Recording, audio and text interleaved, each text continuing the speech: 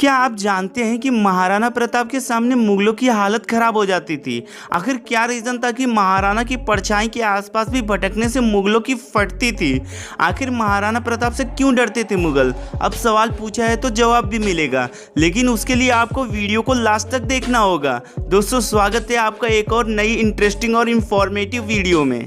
दोस्तों, वीरों की भूमि राजस्थान में जन्मे 16वीं शताब्दी के महान राजा महाराणा प्रताप मुगल शासक अकबर को कई बार रणभूमि में टक्कर दिए। अंग्रेजी कैलेंडर के हिसाब से महाराणा प्रताप सिंह सिसोदिया का जन्म 9 मई 1540 को कुंभलगढ़ में हुआ था। महाराणा प्रताप ने अपने माँ से युद्ध सीखा था। बचपन में ही महाराणा प्रताप को देखकर लोग समझ गए थे कि यह कोई आम व्यक्ति नहीं है। हालांकि जब मेवाड़ के महाराणा प्रताप राजा बने तो उस वक्त देश के कई राज्यों में मुगलों का शासन था। इस दौरान एक एक करके कई राजाओं ने मुगल शासक अकबर के सामने घुटने टेक दिए थे। दोस्तों, आगे बढ़ने से पहले अगर आप हमारे चैनल पे नए हैं तो चैनल को सब्सक्राइब कर लें और बेल आइकन को दबाकर टेंशन को गुड बाय बोल दें। अकबर की नज़र महाराणा प्रताप के मेवाड़ पर थी। अकबर मेवाड़ पर कब्जा करना चाहता था, लेकिन उसकी क्या मजाल कि महाराणा प्रताप को सीधे मुंह चुनौती दे सके। और वो जानता था कि महाराणा प्रताप एक ऐसे राजा हैं जो किसी भी कीमत पर कभी नहीं झुकने वाले। लेकिन अकबर हर रोज जतन करता था, अपने सेनापति को महाराणा प्रताप से मिलने के लिए भेजता था। अकबर सेनापति के जरिए लालच में उन्हें फंसाना चाहता था। मेवाड़ को कब्जे में लेने के लिए अकबर ने कई प्रस्ताव रखे। एक बार तो महाराणा प्रताप को ये तक ऑफर कर दिया कि चाहे तो आधे भारत पर राज करो, लेकिन मेवाड़ मुझे दे दो। लेकिन हर बार अकबर के सारे प्रस्ताव को महाराणा प्रताप ने ठुकरा दिया। अब आप सोचोगे कि अकबर के लिए मेवाड़ क्यों इतना इम्पोर्टेंट था, जो कि कितनी बार महाराणा प्रताप के सामने गिड़गिड़ाया। मेवाड़ इसलिए क्योंकि अकबर की व्यापार का रास्ता मेवाड़ से होकर गुजरता था। हालांकि अकबर के हर रोज इस नौटंकी से महाराणा प्रताप टंगा गए। वो अकबर के हर रोज इस प्रस्ताव से इतने परेशान हो गए कि उन्होंने लास्ट में सोचा कि अब युद्ध ही आखिरी ऑप्शन है। और फिर ऐलान हुआ युद्ध का, और वह युद्ध था हल्दी घाटी का युद्ध। हल्दी घाटी की लड़ाई 18 जून 1576 को मेवाड़ के राजा महाराणा प्रताप का सेना और आमेर के महाराणा आमेर के मानसिंह प्रथम के नेतृत्व में मुगल सम्राट अकबर के सेना के खिलाफ लड़ी गई थी।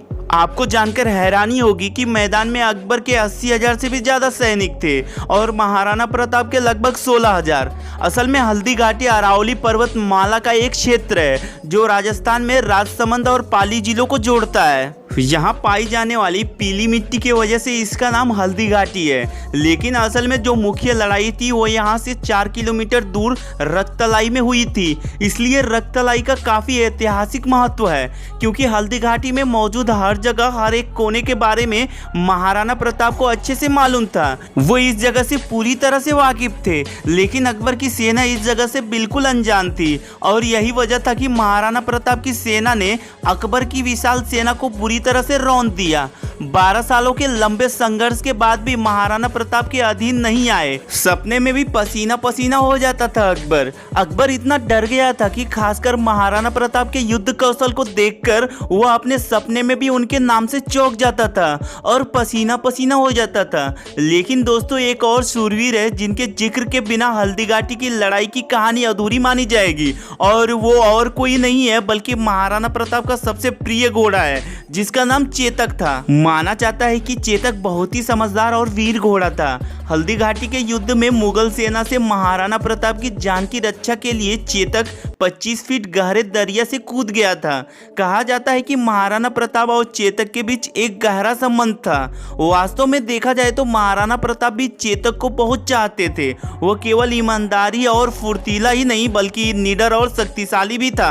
लोगों के मामले में भी चेतक किसी से कम नहीं था। चेतक का रंग नीला था जो अपने तरफ आकर्षित करता था। चेतक को महाराणा प्रताप ने युद्ध के लिए अच्छे से प्रशिक्षण दिया था। कहते हैं युद्ध के दौरान चेतक को हाथी की नकली सूंड लगाई जाती थी जिससे दुश्मन भ्रम में रहे। हल्दी घाटी के युद्ध में चेतक ने अनोखे कौशल का प्रदर्शन किया।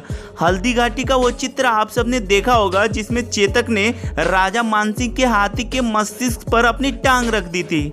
इस दौरान मानसिंह के हाथी से चेतक जख्मी हो गया था। दरअसल हुआ यूं कि महाराणा प्रताप बिना किसी सहायता के जख्मी चेतक को लेकर हल्दीघाटी से निकल गए थे। उनके पीछे मुगल सैनिक लगे हुए थे। घायल चेतक उस समय भी महाराणा प्रताप को बचाने की सोच रहा था। चेतक 26 फुट के नाले को फुर्ती से लांग गया। लेकिन लड़ाई के अंत में क्या हुआ, आखिर कौन जीता कौन हारा? वर्षों से कुछ इतिहासकारों ने जानबूझकर हल्दीघाटी की लड़ाई की विनायक को लेकर एक झूठ और भ्रम फैलाया है कि अकबर की सेना ने महाराणा प्रताप को हरा दिया था। लेकिन सच्चाई तो अब सबके सामने निकल कर आ रही है कि कैसे महाराणा प्रताप की सेना ने अकबर की विशाल सेना को हरा दिया था। दरअसल रक्तलाई हल्दीघाटी से दूर 4 किलोमीटर दूर स्थित है। यह एक ऐतिहासिक जगह है। यहाँ लगे बोर्ड पर लिखा है कि हल्दीघाटी के युद्ध में महाराणा प्रताप की सेना पीछे हटी थी। लेकिन अब सदियों बाद कुछ इतिहासकारों और राजपूत संगठनों का दावा है कि इतिहास को दोबारा अच्छे से समझने पर उन्होंने पाया है कि असल में ऐसा बिल्कुल भी नहीं हुआ। कुछ समय पहले राजस्थान के इतिहासकार चंद्रशेखर शर्मा ने एक शोध पत्र जारी किया था। इसके मुताबिक महाराणा प्रताप हल्दीघाटी के युद्ध के बाद जमीनों के पट्टे जारी करते रहे। इस किताब से हल्दीघाटी के युद्ध में महाराणा प्रताप की जीत हुई थी, क्योंकि अगर वो हारे होते तो लोगों के पट्टे कैसे जारी करते। दोस्तों, इस लड़ाई से जुड़े ढेर सारे फैक्ट हमने आपके सामने रख दिए। तो दोस्तों, इस वीडियो में फिलहाल इतना ही। उम्मीद है वीडियो में दी गई जानकारी आपको पसंद आई होगी। अगर आई हो तो इस वीडियो को अपने दोस्तों के साथ शेयर जरूर करें। इससे हमें मोटिवेशन मिलता है आपके लिए नए वीडियोस बनाने का। अब आपसे मुलाकात होगी नेक्स्ट वीडियो में। तब तक के लिए bye bye and take care.